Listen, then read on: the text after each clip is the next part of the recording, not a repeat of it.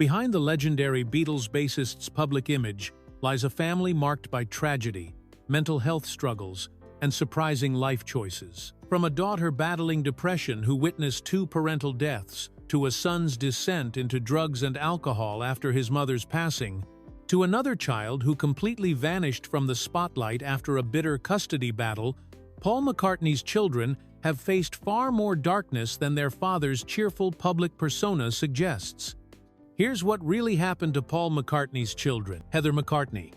Of all Paul McCartney's children, none has endured more personal tragedy or lived a more private existence than his eldest daughter, Heather McCartney. Born Heather Louise C. on December 31, 1962, in Tucson, Arizona, she became part of the McCartney family through adoption when Paul married her mother Linda in 1969. And her story reveals a life marked by profound loss and a deliberate retreat from the public eye. Heather's early years were complicated by her parents' separation when she was just 18 months old, leaving her to be raised primarily by her mother Linda, who had moved to New York to pursue her career as a photographer. When Linda met Paul McCartney in 1967, 6-year-old Heather quickly bonded with the Beatles musician, and after Paul and Linda married, he formally adopted her, giving her his surname and treating her as his own daughter throughout her life. Unlike her siblings who would later pursue careers in the public eye, Heather showed an early interest in art and pottery, studying photography in London at age 19 before discovering her passion for ceramic work. She traveled extensively, including time spent living among the Huichol and Tarahumara tribes in Mexico, experiences that would later influence her artistic style and her approach to life. These travels seem to reflect a searching nature, perhaps seeking meaning and connection in a world where her famous family name brought unwanted attention. The first devastating blow came in April 1998 when Linda McCartney died from breast cancer at age 56. Heather, who was extremely close to her mother, was deeply affected by this loss. Linda had been not just her mother but her closest confidant and strongest supporter, and losing her left Heather struggling with depression and mental health issues that would plague her for years to come. Just as Heather was trying to cope with her mother's death, another tragedy struck. In March 2000, her biological father, Joseph Melville C. Jr., was found dead at his home in Tucson, Arizona, from a self-inflicted gunshot wound. He was 61 years old. This second parental loss within 2 years proved devastating for Heather, who had reconnected with her biological father in the 1980s and had been maintaining a relationship with him, calling him Papa, while referring to Paul as Dad. The compound grief of losing both her mother and biological father in such a short span sent Heather into a deeper spiral of depression and mental illness. Those close to the family reported that she became increasingly withdrawn, struggling to cope with the double tragedy that had befallen her in her 30s. In 1999, shortly before her biological father's death, Heather had launched the Heather McCartney Houseware Collection, a line of ceramic products inspired by ancient Mexican civilizations and her travels. Paul had supported her endeavor, even making his first trip to the United States after Linda's death to attend the launch in Atlanta, Georgia. However, following her father's suicide, even this professional venture seemed to lose its appeal for her. Today, Heather lives quietly on Paul McCartney's Waterfall estate in Peasmarsh, East Sussex, having never married or had children. She continues to work as a potter and artist, but has largely withdrawn from public life, rarely making appearances even at family events. Those who know the family describe her as someone who values privacy above all else and has found peace in solitude, away from the glare of publicity that comes with being a McCartney. Her story represents perhaps the most private and tragic chapter in the McCartney family saga, marked by profound loss and a conscious choice to live away from the spotlight that has defined her family's public existence. Mary McCartney's life as a photographer has been shaped by both extraordinary opportunities and profound personal trauma, including the heartbreaking experience of documenting her mother's final weeks through her camera lens. Born on August 28, 1969, Mary Anna McCartney was Paul and Linda McCartney's first biological child together, entering the world just as the Beatles were beginning to fracture, and her parents were building their life as a family. Growing up in a household where photography was as natural as music, Mary was surrounded by her mother Linda's work as a celebrated photographer who had captured some of the most iconic images of the 1960s music scene. Linda's influence on Mary was profound, not just in terms of artistic technique but in temperament and approach, with Mary later saying that she inherited her mother's ability to make people feel at ease during photo shoots and her preference for black and white images that captured timeless moments. Mary began her professional photography career in 1995, specializing in portrait work that focused on discovering unguarded, emotionally charged moments in her subjects. Her assignments led to work appearing in major publications like Harper's Bazaar and Interview magazine, and she eventually became known for her exhibitions including a study of the Royal Ballet called Off Point and British Style Observed at the Natural History Museum in London. However, it was in 1998 that Mary faced the most emotionally devastating assignment of her career. As her mother Linda battled breast cancer, Mary found herself in the impossible position of documenting her mother's final weeks through photography, creating what would become the last images of Linda McCartney just 3 weeks before her death in April 1998. These photographs, taken in their most intimate family moments, represented both Mary's professional skill and the profound grief of watching her mother slip away from the disease that would claim her life at age 56. The loss of her mother deeply affected Mary's personal life and career trajectory. In 1995, she had begun dating director and television producer Alistair Donald after being introduced by her brother James, and they married on September 26, 1998, just months after Linda's death. The couple had 2 sons together, Arthur born in 1999 and Elliot born in 2002. But their marriage ultimately couldn't withstand the pressures they faced. Mary and Alistair Donald divorced in 2007, leaving Mary to rebuild her life as a single mother of 2 young boys while maintaining her photography career. This period required her to balance the demands of single parenthood with her professional obligations, taking on exhibitions and editorial work while ensuring her children had stability during a difficult transition. Her resilience during this challenging period eventually led to new love when she met film director Simon Aboud. The couple married in 2010 and went on to have 2 more sons together, Sam born in 2008 and Sid born in 2011, creating a blended family of 4 boys. Mary's ability to rebuild and expand her family while continuing to develop her artistic career demonstrates the strength she inherited from both her parents. Today, Mary continues her work as a photographer, filmmaker, and vegetarian cookbook author, having published several books including Food, Vegetarian Home Cooking, and hosting the Emmy-nominated cooking show Mary McCartney Serves It Up on the Food Network. She has also directed documentaries, including If These Walls Could Sing about Abbey Road Studios, and was selected to photograph Queen Elizabeth II in 2015 to mark her record-breaking reign as Britain's longest-serving monarch. Stella McCartney. Stella McCartney's journey from a bullied schoolgirl to one of fashion's most recognizable names has been marked by personal struggles, business setbacks, and public controversies that reveal the complex reality behind her carefully crafted public image. Born Stella Nina McCartney on September 13, 1971, she entered the world during a difficult birth that inspired her parents Paul and Linda to name their band Wings, but her early years would prove challenging in ways that went far beyond her dramatic arrival. Despite her famous parentage, Paul and Linda McCartney were determined to give their children as normal an upbringing as possible, which meant sending Stella and her siblings to local state schools in East Sussex rather than exclusive private institutions. This decision, while admirable in its intention to keep the children grounded, had unexpected consequences for Stella. who found herself targeted by bullies who knew exactly who her father was. However, in a surprising admission that reveals the complexity of her character, Stella has acknowledged that while she was indeed bullied at school, she was also a bully herself during those formative years. Stella's interest in fashion began early, with her designing her first jacket at age 13 and later interning at Christian Lacroix when she was just 16 years old.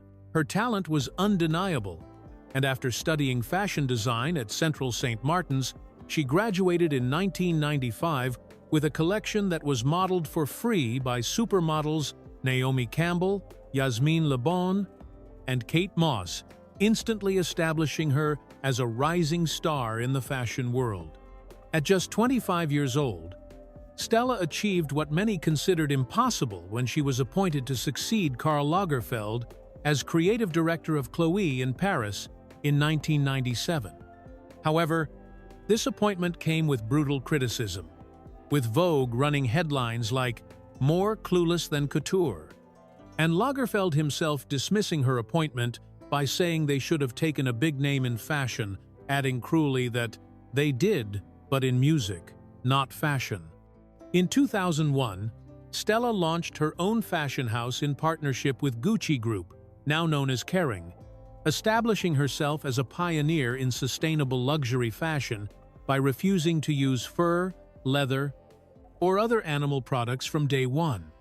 While this ethical stance earned her praise from animal rights activists, it also created significant business challenges, as leather goods, particularly handbags, are major revenue drivers for most luxury brands.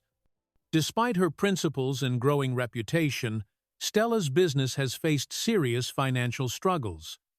In 2018, after 17 years of partnership, she bought out Kering's stake in her company, a costly separation that saddled her brand with hefty administrative expenses and put significant financial strain on the operation. The company's split from Kering was described as a difficult uncoupling that impacted the brand's bottom line. Her business troubles continued when she entered into a strategic partnership with LVMH in 2019, hoping the luxury conglomerate's resources would help stabilize her finances. However, this relationship also proved problematic, and in January 2025, LVMH sold its 49% stake back to Stella as the luxury sector struggled with dampened global demand and falling sales. Beyond her business difficulties, Stella has faced several public controversies that have challenged her carefully maintained image as an ethical fashion pioneer. In 2017, her spring collection came under fire for using Ankara prints associated with African culture, while featuring only one African model on her runway, leading to accusations of cultural appropriation and fashion colonialism. Critics also questioned a 2019 campaign featuring Extinction Rebellion activists who had been promoting fashion boycotts, with many calling it hypocritical for activists advocating against buying new clothes to appear in advertisements encouraging consumption. James McCartney. James McCartney's life took a devastating turn following his mother's death, leading him down a dark path of addiction and family estrangement that would define his struggles for years to come. Born James Louis McCartney on September 12, 1977, in London, he was Paul and Linda McCartney's only son and youngest child together, entering a world where music was as natural as breathing and where family bonds seemed unbreakable. Growing up, James showed early musical talent, learning to play guitar, drums, and piano, and even contributing to his parents' albums as a teenager. He played guitar and drums on his father's solo albums, Flaming Pie in 1997 and Driving Rain in 2001, as well as playing lead guitar on his mother Linda's posthumously released album Wide Prairie in 1998. These early collaborations suggested a promising future where he might follow naturally in his father's footsteps. However, James's world shattered when Linda McCartney died from breast cancer in April 1998, just months after his 21st birthday. The loss of his mother, who had been a stabilizing force in the family and his closest confidant, sent James into a spiral that would consume the next several years of his life. Unlike his sisters, who channeled their grief into their established careers, James found himself unable to cope with the devastating loss and turned to drugs and alcohol as an escape from his pain. The depth of James's addiction problems became clear when he revealed in later interviews that he had spiraled completely out of control following his mother's death, becoming estranged from his family as his substance abuse worsened. During this period, he described feeling overwhelmed by the pressure of being Paul McCartney's son, struggling with expectations from both the public and himself about living up to the Beatles' legacy, while simultaneously dealing with profound grief and addiction. His estrangement from the family was particularly painful given how close-knit the McCartneys had always been. James withdrew from his father and sisters, choosing isolation and substance abuse over the support system that might have helped him heal. This period of estrangement lasted for several years, during which James hit rock bottom and realized he needed professional help to overcome his addictions. Eventually, James entered rehabilitation to address his drug and alcohol problems, a decision that marked the beginning of his long journey toward recovery. The process of getting sober and rebuilding relationships with his family was neither quick nor easy, requiring him to confront not only his addictions, but also the underlying grief and pressure that had driven him to substance abuse in the first place. In 2010, James began his official music career with the release of his first EP, Available Light, produced by David Kana and co-produced by his father Paul.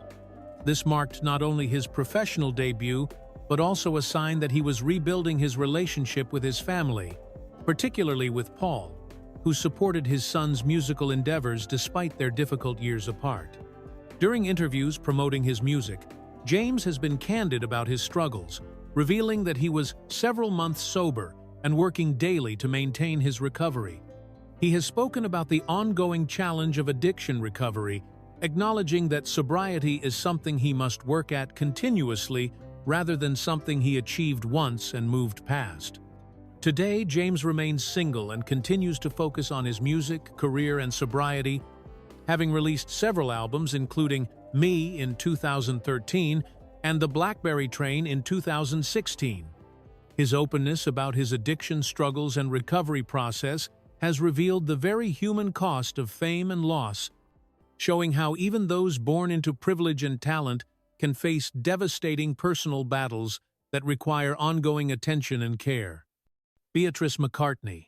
Beatrice McCartney's story is one of a young woman who has deliberately chosen to reject everything that comes with bearing one of music's most famous surnames, pursuing a completely different path while growing up in the shadow of her parents' highly publicized and bitter relationship. Born Beatrice Millie McCartney on October 28, 2003. In London, she was Paul McCartney's fifth child and his only daughter with his second wife, Heather Mills, arriving when Paul was 61 years old and seemingly ready to embrace fatherhood once again. From the moment of her birth, Beatrice was thrust into a complicated family dynamic that would shape her entire childhood. Her parents' relationship had been controversial from the start, with many questioning Heather Mills's motives for marrying the Beatles legend just 4 years after Linda McCartney's death from breast cancer. The couple's marriage, which had begun in 2002, was already showing signs of strain by the time Beatrice was born, and the tension would only escalate in the years that followed. When Beatrice was just 2.5 years old, her parents separated in April 2006, setting the stage for one of the most acrimonious celebrity divorces in recent memory. The custody battle that followed was played out in British tabloids, with both Paul and Heather making damaging accusations against each other while their young daughter remained caught in the middle of the bitter proceedings. The divorce was finalized in May 2008, when Beatrice was nearly 5 years old, with Heather Mills receiving £24.3 million in the settlement and both parents being granted joint custody. The highly publicized nature of her parents' divorce meant that Beatrice's early years were marked by constant media attention and speculation about her well-being. British courts ordered Paul to pay £35,000 annually for Beatrice's support until she completed her secondary education, and she primarily lived with her mother Heather in Robertsbridge, East Sussex, though she maintained regular contact with her father throughout her childhood.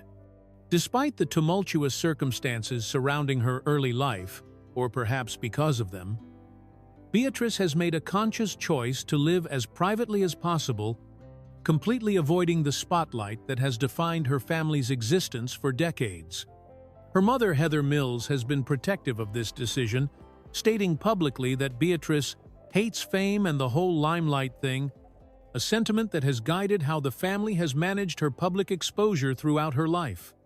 Now 21 years old, Beatrice has taken her rejection of her family's musical legacy to an extreme degree, choosing to study marine biology at Cambridge University, one of the world's most prestigious academic institutions.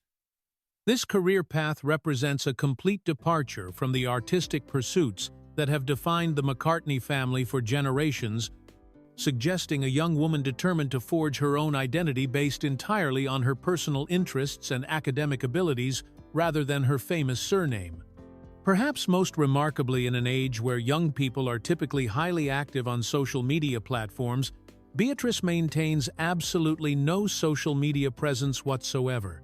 This decision to remain completely offline represents an almost unprecedented level of privacy for someone born into such a famous family, demonstrating her commitment to living life on her own terms without the constant scrutiny that comes with being a McCartney. Her academic focus on marine biology, studying the scientific aspects of ocean life, shows a young woman who has found her passion in understanding the natural world rather than entertainment or the arts. This choice reflects not just her personal interests, but also her determination to build a career and identity that exists entirely separate from her father's musical achievements and the ongoing public fascination with the McCartney family legacy.